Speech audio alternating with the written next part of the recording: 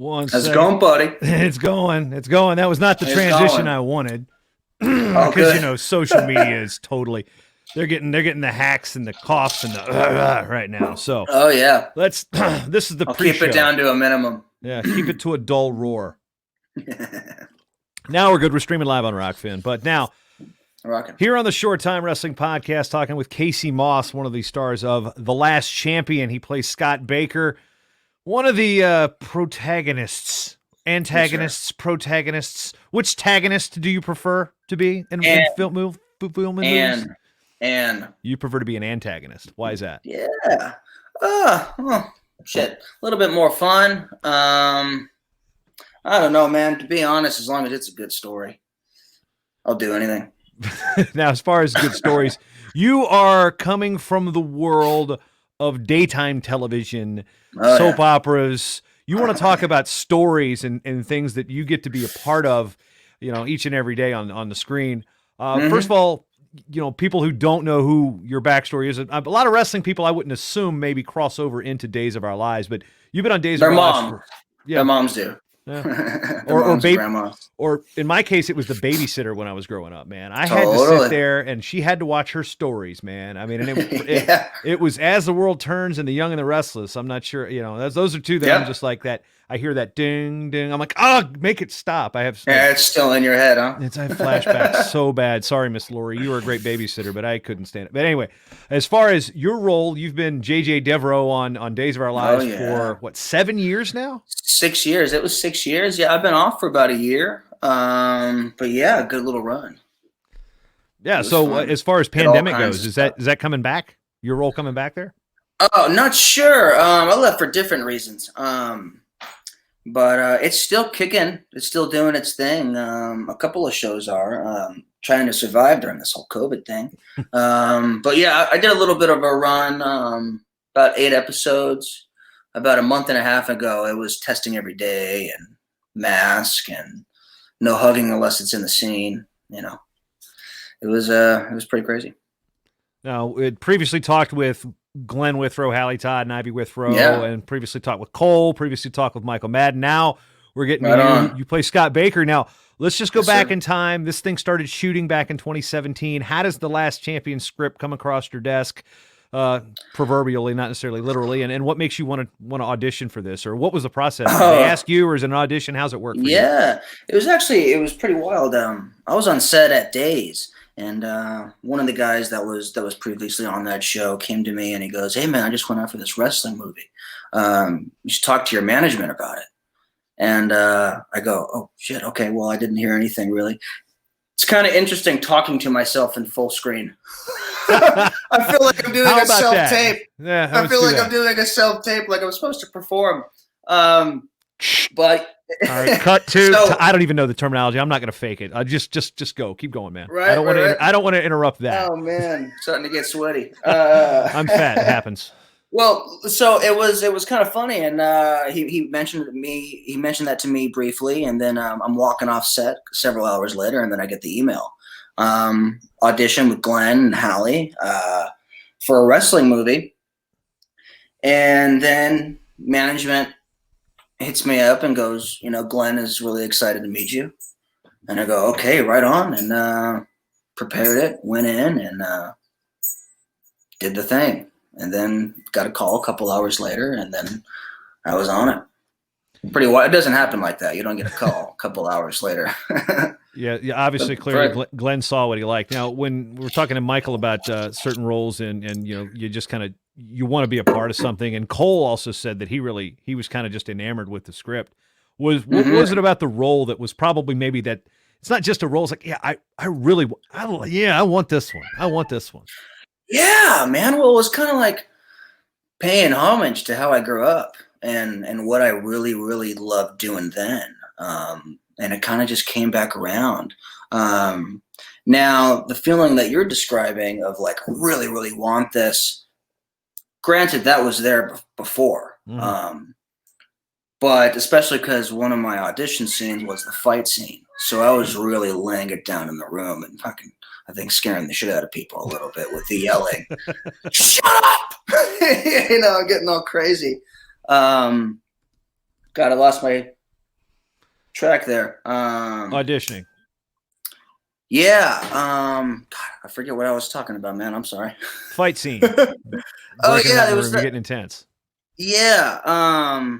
But that feeling of like really, really wanting this developed even more being on the set and meeting the people that were involved in the location and I don't know, man. It was a blast. It's definitely a once in a lifetime thing, especially being in a wrestling movie that actually really, really respects the sport of wrestling. It's really special. Yeah, not to bury the lead, because you wrestled growing up. This is not something that you were an actor cast in a role and you had to learn how to wrestle. You actually had some chops coming through. That would be terrifying. Yeah, a little bit.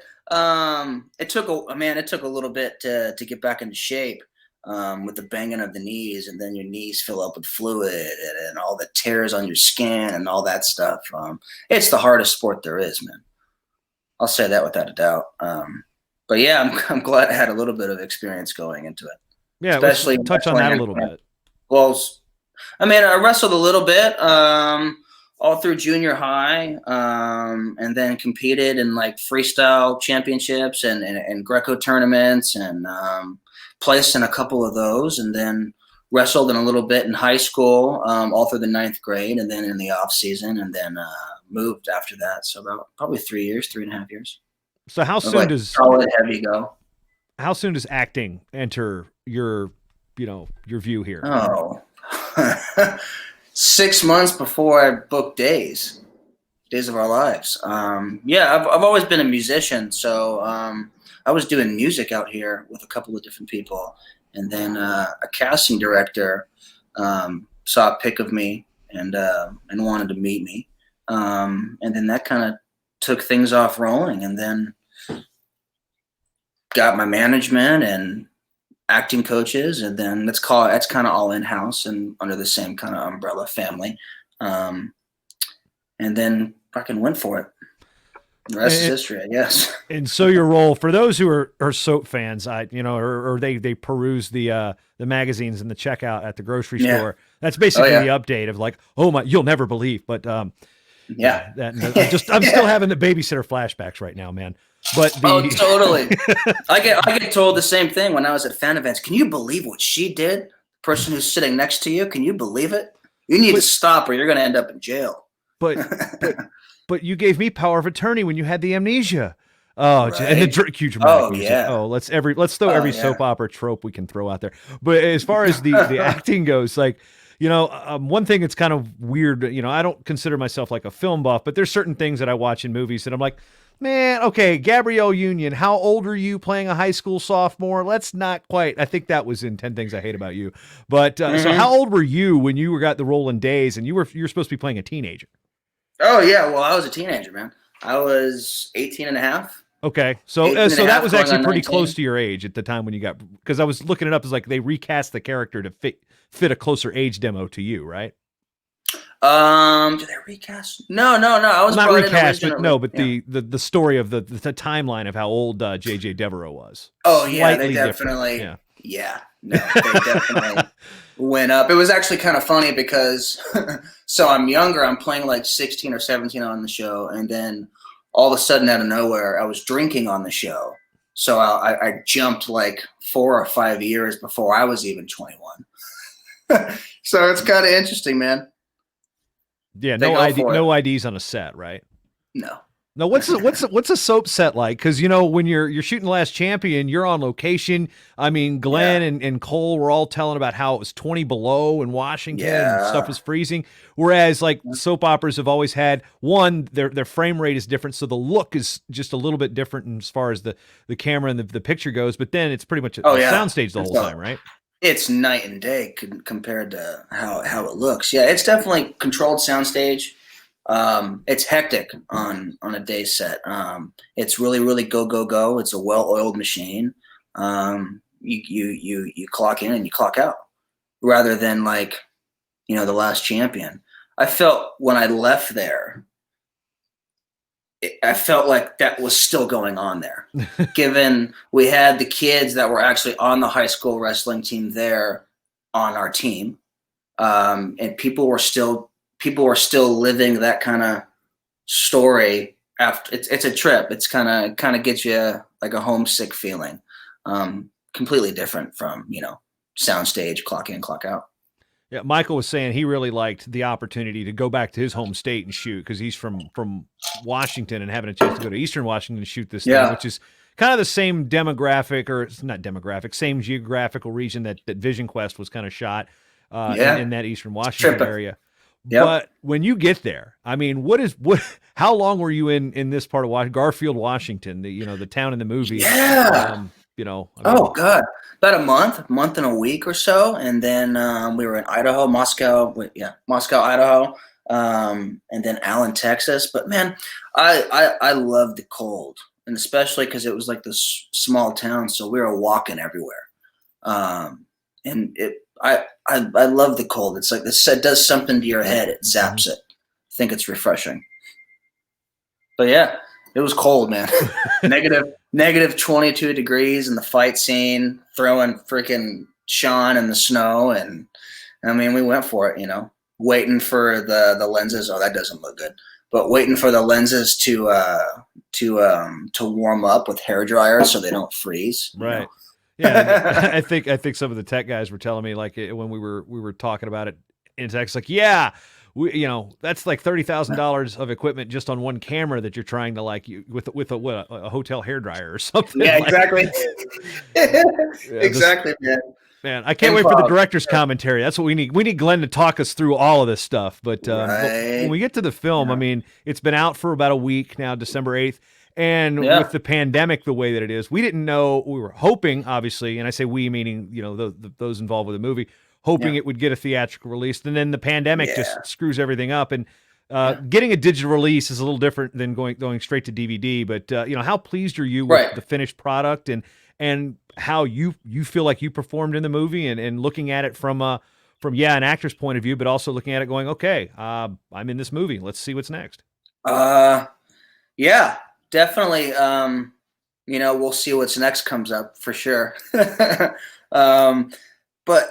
I don't know, man. I kind of don't have a whole lot of words except for how much of a blast it was to do the movie, and to meet the people that were involved with the movie. And I've had, friendships have come away from that I hold dearly, which is, I think, rare in this business.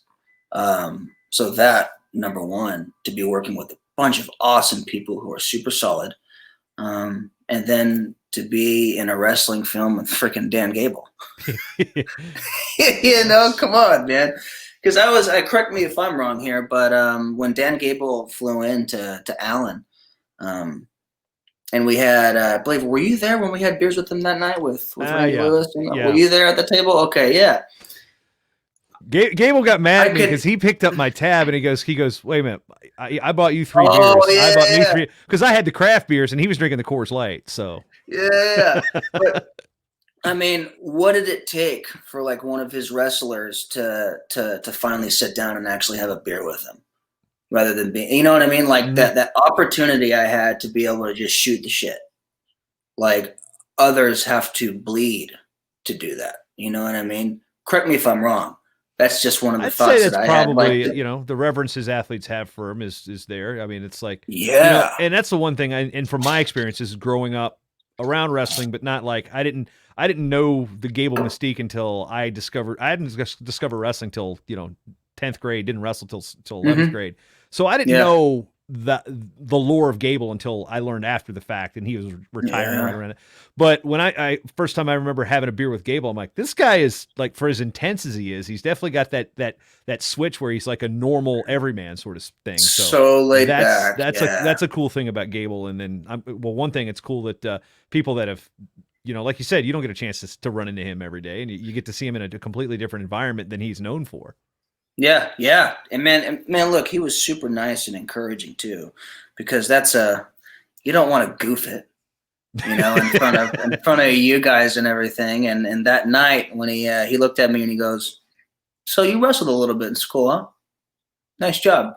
From then on, it was, let's go, let's have some fun. The pressure was on. I mean, granted, the pressure was on, you know what I mean? But that kind of weight was off the shoulders, because I looked up to him when I was a kid, man.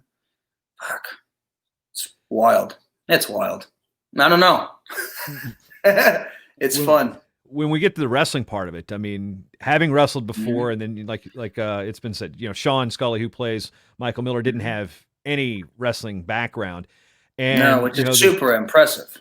Joel Shearer, Paul Bradley play a role in the choreography of the last scene. But how much actual wrestling did you guys do during the whole shooting sequence to basically, one, you kind of get your sea legs back under you, and two, Sean to learn actually how to wrestle to make it believable? Yeah. I mean, are you asking what did we have to do to do that? what was the training like for you guys? Oh, a lot. Man, I was looking at the film going, God, is that my face? It was just like sunken in everywhere, man. I don't know. I had to bust ass. I had to bust ass on that one. Training sequences were hard and heavy. It was just like training back in high school. The running, the 7-8 miles on the weekend with the bleachers, followed by sprints, followed by wrestling rehearsal for, I think it was 3 to 4 hours a day, and really, really, really going at it, choreographing the scenes and doing the choreograph as fast as possible to make it, as realistic as we could. As we look at back again, we're bringing it up to where the final sequence is, and that was one thing that was reshot. That's how Gable, me, and Randy Lewis got brought into the picture. But when you're going through these motions and talking to Michael Madden, who actually was the one shooting it, as we called it, with Joel Shearer, and then you guys coming back, we saw you guys get after it, and there were some tense moments on the set. I can't remember who headbutted who. I don't know if you caught one to the nose or if Sean did, but I mean, you guys were. I mean. It's the going through the motions, but there's real pressure there. You're actually wrestling the sequence. Yeah, absolutely. I mean, granted, it's obviously different than real wrestling, but as far as like the feeling, I felt like I was wrestling back in high school again, because given. Like we choreographed and we rehearsed at full speed over and over and over again. That's kind of similar to wrestling itself. Double leg, double leg, double leg, single leg, single leg, single leg. So it's, I don't know. I kind of just, I don't know. I feel like it worked. So how soon did the digital release come out? Did you watch it the same day? Was it on Tuesday, right? Yeah, the 8th. Yeah, we watched it. We watched it that night. Yeah, with Virginia Tucker, who played my girlfriend in the movie. So it was. We had a blast, man. We had a blast. In talking to Madden about the experience of going to Warner Brothers to see it on the premiere, and it was one of those things. And I'm sitting there. I was obviously I'm there because. I'm waiting for my little segment. How much am I in the movie? And then gotta wait to the end. Yeah, I gotta wait to the end. My friend, my high school teammate actually bought it and fast forwarded to about an hour and 41. But he went back and watched it later. Back and watched it later. Oh, good. That's what my parents did with my Days of Our Lives stuff. Just so they said that they could, is just fast forward to my scenes, and then understandable.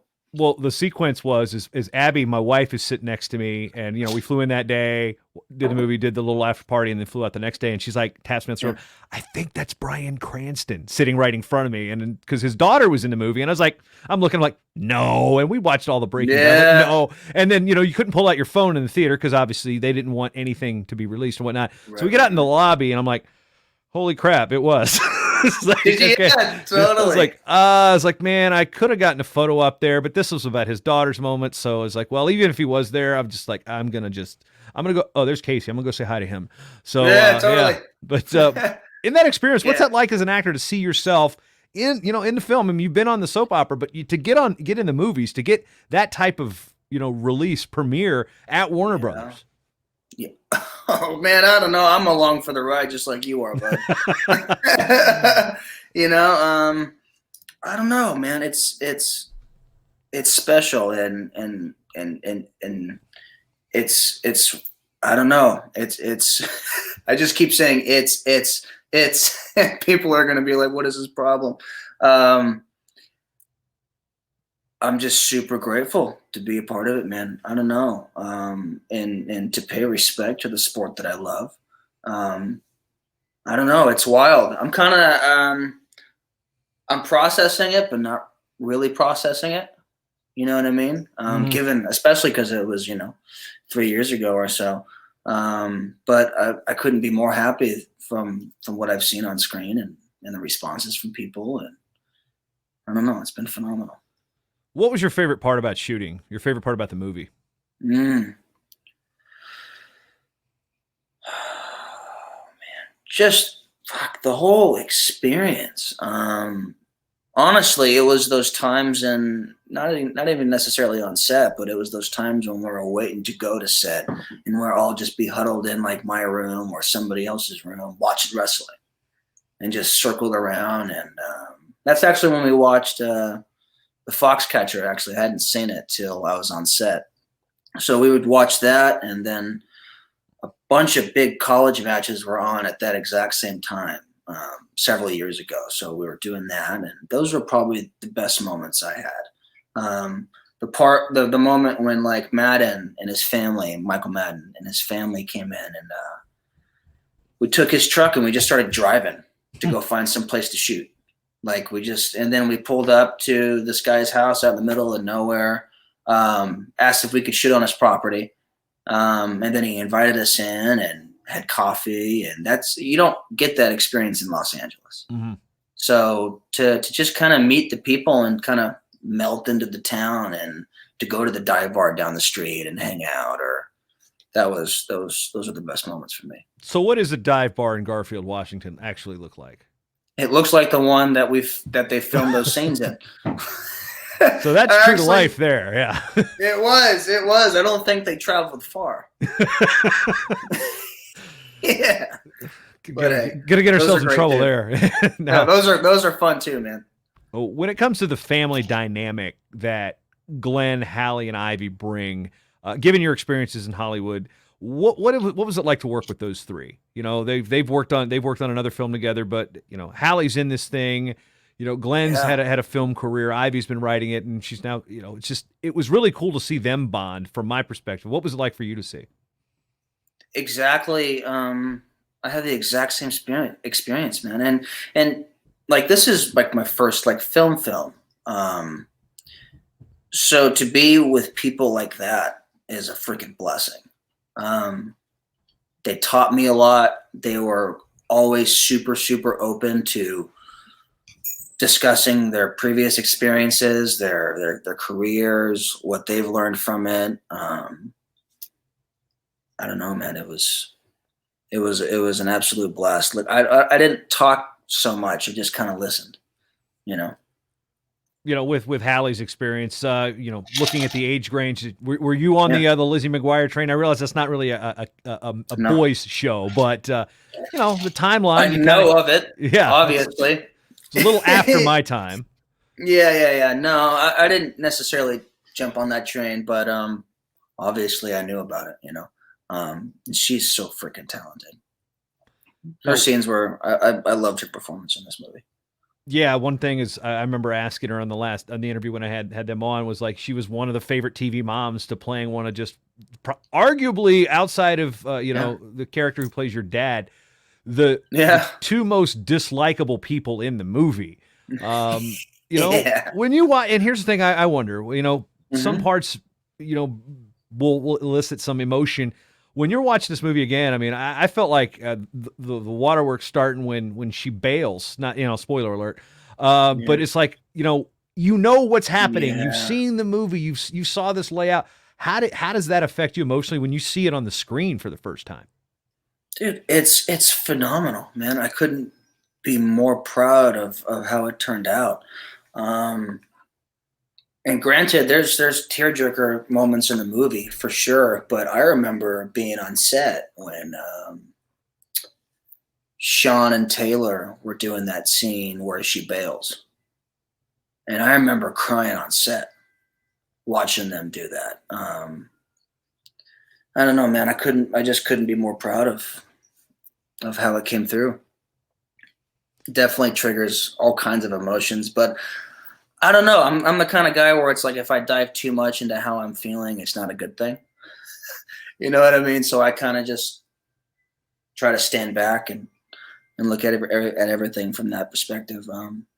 But it's amazing, man. I don't know. What did you think? Like I said, what are your tearjerker moments? That was one of them. I mean, I told Glenn, he's like, not the church moment. I'm like, well, no, that's. Oh God, that's another one. I was waiting for that, but with the whole tear up. Yeah, I've got children of my own now, so when when I see, if anything happened to my girls, I'd flip out. I think it's, you get that parental instinct when you have children, and I don't think that would have affected me 10 years ago watching it like it does now when I have an 8-year-old, a 4-year-old. So just seeing that type of train wreck actually, and knowing sadly that type of thing happens in the world is probably the worst part about it. Is you're like, oh, that. That's one part. Yeah. That's probably the one part about the movie I that was the most emotional and I hated the most. But as part of the story, it obviously was like, wow, this kid's dealing with some baggage. So I want to jump to some of the more positive things that have gone on with this film. And one, what was it like working with Cole, considering that Yellowstone's huge right now? Gable just won the Presidential Medal of Freedom like the day before this thing came out. So when you're talking about like information, there's like, oh wow, there's some star power with the release of this thing. Yeah. Yeah, man. I don't know. I'm along for the ride, and honestly, I'm a huge fan of Yellowstone, and I'm waiting for season 4 to drop. But because I mean, granted, I've seen Cole's work like Too Fast, Too Furious and Good Will Hunting, but it was actually kind of interesting to become a big fan of Rip, and then watch The Last Champion come out, and that actually made me love it that much more.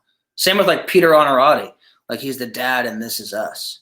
Like, and then seeing him, I had to bail on that after like two episodes. I couldn't cry that much, man. I know. My wife watches it. I'm just like, I'm sitting there like, I might have been the first episode, and I'm just like, Abby's like, what are you doing? I was like, I can't watch this anymore. I was like, totally. I'm a big softie. Like, I cry at the end of All Dogs Go to Heaven. Like that's like whatever. Of course, who doesn't? Charlie, I lose it. That's absolutely. Marley and Me, I can't keep it together. I think I avoided that one because I knew what was going to happen.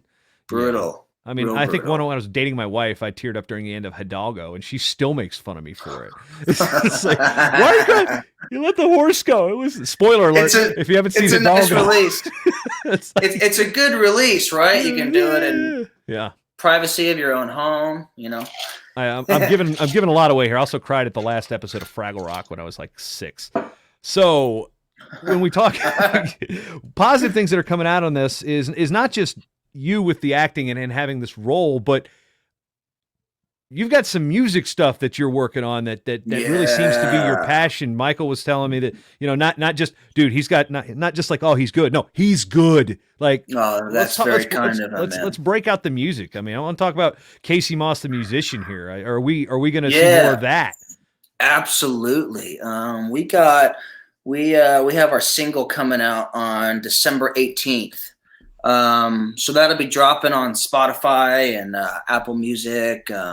Pretty sure. Is it the band need some stuff? What are we looking for? A group band style of music? Man. What is it? Yes, sir.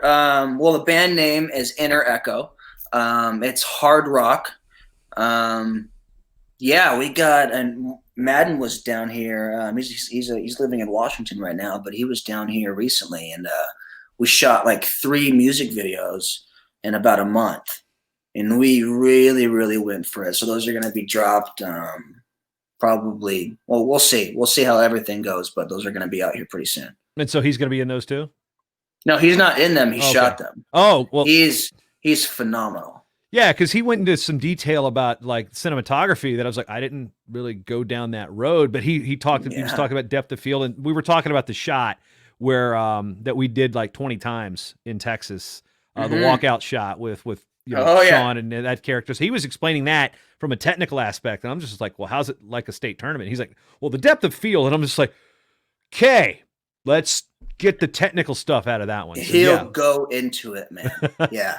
Yeah, he's absolutely phenomenal. Yeah, man. So we got a couple little treats coming. But now that we got this single coming out, what what's we're the going style to be of hard dropping rock? after. Because you're talking more, 90s, metal grunge-ish, or, I mean, what style are you? What's your inspiration, I guess, for this?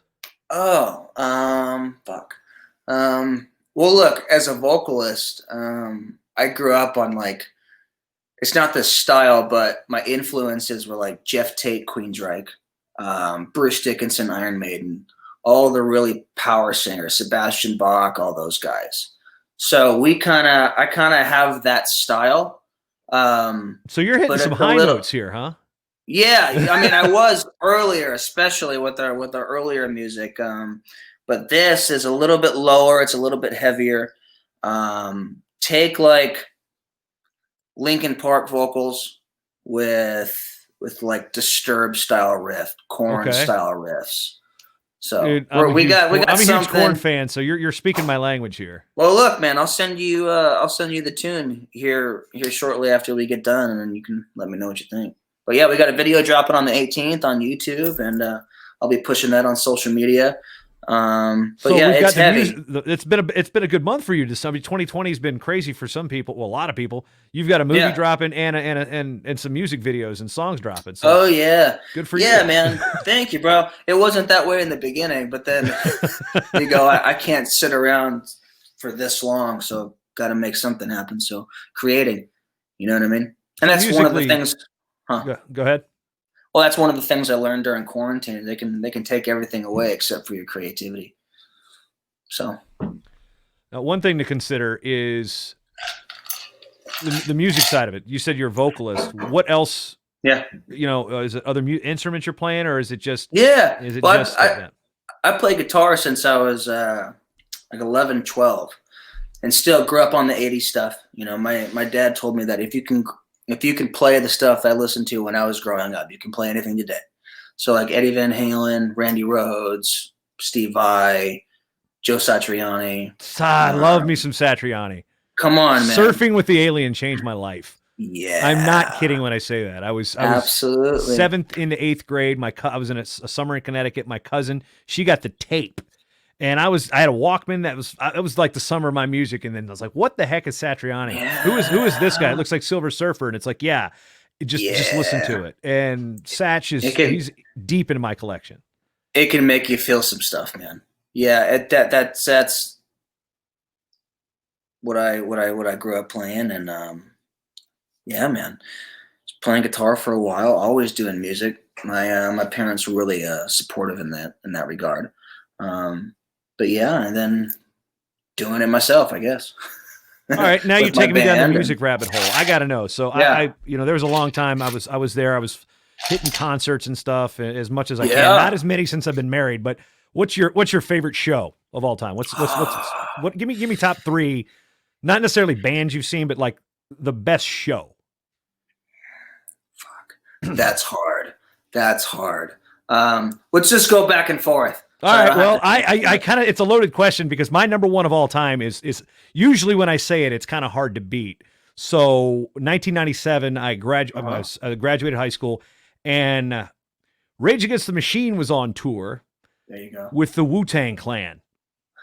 So Rage and Wu-Tang, Merriweather Post Pavilion outside of DC, probably 6-7 days. I want to say it was August 14th, or it could have been the 17th. But it was right before my birthday. A week later, I went to college. So this was like my last summer blow. I just remember the opening band was Atari Teenage Riot, and they were pretty bad. I mean, every song was like Revolution Raw. Next song, dun dun dun dun dun dun dun. Revolution Raw. It was. I mean, I think I've accidentally seen Corrosion of Conformity like 6 times. They opened for Metallica when I saw them. I saw them at a festival. I'd see them everywhere. And then there was. I kind of separate him into 2. Buffett live is amazing. You don't even have to like Jimmy Buffett just to appreciate the show, because it was the first place I saw an old man smoking a doobie. He passed it to his son, who was passing it to his son. And I'm like, this is a bonding experience for some people. Buffett live is great. Yeah. Incubus is amazing. Incubus, I saw Incubus live. They were phenomenal. Small clubs is also. Last one was the craziest was the Two Skinny Jays. They never really quite made it big. They had a couple albums, and Shooty's Groove played a tiny little place called Trax in Charlottesville, Virginia, and then the Cottonmouth Kings and my goodness, they're just small shows, just blow me away. So now I've set the table. Please top this. Well, look, man, my first concert was Def Leppard. So that was huge. Set that one up pretty good. Second concert was, and I was 13, was Motley Crue. And that was bitchin'. So I got to see the whole, the Cam and the whole thing. So that's pretty memorable experience. And then I think, my favorite concert, Korn was, I think my favorite was Judas Priest. Really? On their Angel of Retribution tour. Yeah, when they came out, not the last one. I think they've come out with several since, but it was that comeback tour, and that was heavy. So watching that, I think I was like 6th row back and listening to his screams just ring your head. That was phenomenal. Probably Judas Priest. Huh? They play Painkiller? Fuck yeah, they play. I'm not huge into Priest's catalog. I just know a couple of those songs, but that's the one. I think I saw the video on Beavis and Butthead growing up, and I'm like, this is Judas Priest, because I'd only known Breaking the Law at that point. I was like, 13 or 14. It was like, this, I'm just like, I can't hit that note, man. That's rough. Yeah, fuck yeah, dude. There's a free sample right there. Yeah, I've been to like all the like the 80s bands, man. I saw Rat. No, I didn't see Rat, not the original Rat, but Stephen Pearcy down over at the Whiskey. Seen a bunch of shows locally. All those 80s bands and stuff, hanging out at the Rainbow. Going to Steel Panther shows. Yeah, the Steel Panther shows are always the shit. Like we opened for them 2016 at the Fonda Theater. And Ralph was the shit. Super supportive. It's cool. Nuts, man. You got this background in like daytime television and rock, and hair band, 80s rock, 90s rock, and totally. It's like I do have to mention this. One of the funnier stories is I saw Korn, Tool, and Snoop Dogg as part of the Lollapalooza tour in '97. Yeah, 96 or 97. I want to say 97. Orbital finished the show with this crazy techno EDM light show type of stuff that was. I don't know, I was still blown away after. I didn't like Tool until I saw him live. And this is, we're right after Undertow. And I'm just like, holy crap, these guys are amazing. And then, of course, Maynard James Keenan, he actually wrestled. He was a wrestler. He's one of my targets to try to get on the show, but I don't think that's going to happen. He's anyway. And then in high school, my junior year, I had tickets to AC/DC, and they canceled the tour. It was like September 96, Hampton Coliseum. Let's fast forward 20 years later. Valentine's Day 2016, I'm at AC/DC with my pregnant wife here in Minnesota. So it was like one of those like, oh, they're coming. It's like, yes. And there's, it's Valentine's Day. My wife goes, I'll go to AC/DC with you. And I'm like, yes. So 20 years. And then I saw Korn here earlier that year. And it was 2017. It had been 20 years since I'd seen Korn live. And I'm sitting there looking around. It was an all ages show. And I'm just like, Follow the Leader is older than you. It's just like, it's like, oh my goodness. And I'm just like, I feel like it's like a bunch of old dudes, like beer guts, dad bods, like, it's like, dude, Korn's a little scary. Yeah, jeez. Korn's a little scary when they come out. I love the bagpipes. Dude, like when we saw them, they were at the Wiltern. We saw them at the Wiltern Theater, and they had like fans behind like fucking jail cells. Mm-hmm. All across in cages. It was so freaking looked like a Scorpions video. Yeah, totally. Back. Dude, I feel like we could your musical knowledge is going to blow me away. I just like talking about shows and stuff. I mean, I'm glad I saw Metallica. I'm glad I saw AC/DC. Kiss I've not seen. What's your top? What's your favorite? I mean, dude, look, I saw Rage and Wu-Tang by far is the most eclectic. I've always been a Rage fan just because when I was to play the role was because in the movie I also did the PA for that scene, and I do the PA for the NCAAs and stuff. But in high school we were the Bulls, and I was on the team, but I was terrible. We're the Bulls, the Islanders, or the Bull Islanders, whatever the hell. We have an identity problem with our high school. But we'd come out to Bulls on Parade because we had the mat lamp. We were ranked in the country and be like, lights out, mat lamp on, wow, wow, wow, wow, wow. We'd hit the mat circling. It was just it was one of those things that we would scare teams before. I mean, that was a little psychological warfare with just the intros. So something about that or White Zombie got a lot of